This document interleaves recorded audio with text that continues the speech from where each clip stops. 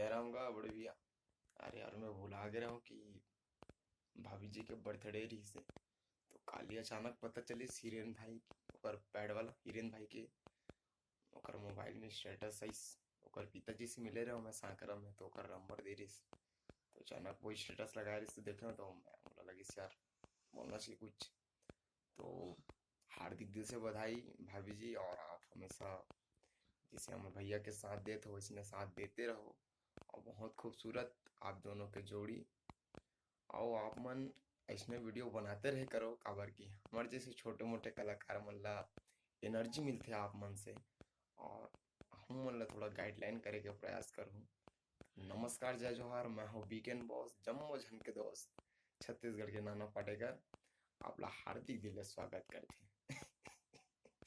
भगवान के देव सब कुछ है, धन है दौलत है इज्जत है सहूलत है, अच्छा है।